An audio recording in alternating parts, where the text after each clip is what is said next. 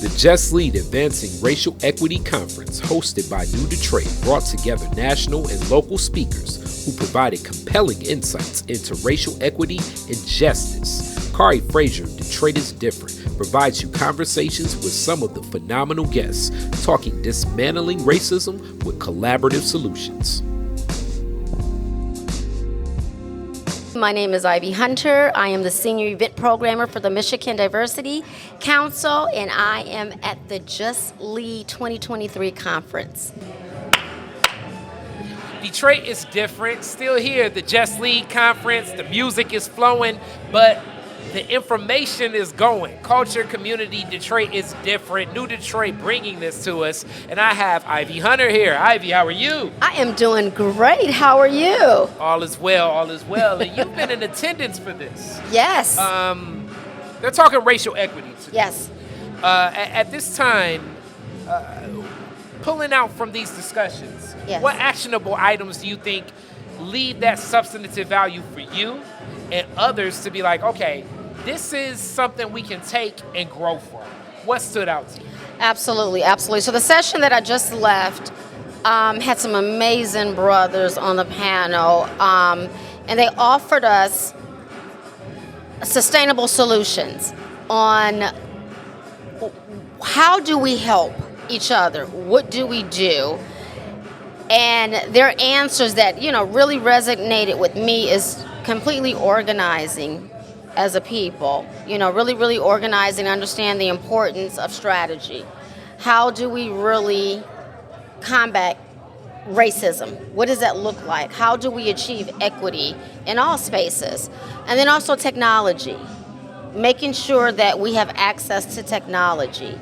And what does that mean? Because we, and I posed the question to the gentleman on the panel is that technology is failing Black communities. I mean, real talk. It's failing Black communities. So with that being said, how do we leverage technology? And as business leaders and educators and nonprofit leaders and as individuals, what do we do to make sure that we're creating that equitable access to technology if this is something that's going to be used to really combat racism? And another thing they said that stood out for me was this whole module of abolitionists. It's called an abolitionist model, which really depends on understanding the importance of collaboration with allies. How allies are very important in this space. We cannot achieve racial equity without understanding the importance of allyship cross-culturally, not just with white people. Cross-culturally, other ethnicities, other groups, other intersections. So that's what's really stood out for me. Because I always want to know, what are the solutions? We know the problems, but what are sustainable solutions to achieve this? So with that, you touched on technology. Yes. And the digital divide that we know that exists. Absolutely.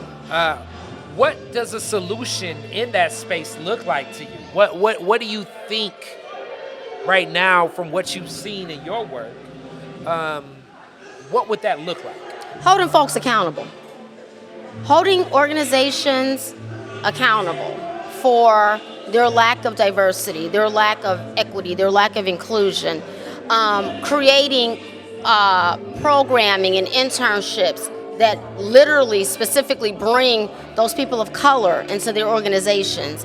Because we can talk about technology all day, but if we're not behind the scenes, meaning people of color, to really impact that industry, it's just going to be another bias. It's going to just be another form to just permeate white supremacy. So, just really holding those organizations accountable, those that have checked, said, hey, we believe in this work of diversity, equity, inclusion, and holding them accountable. And for those that don't, stop spending our dollars with them, period.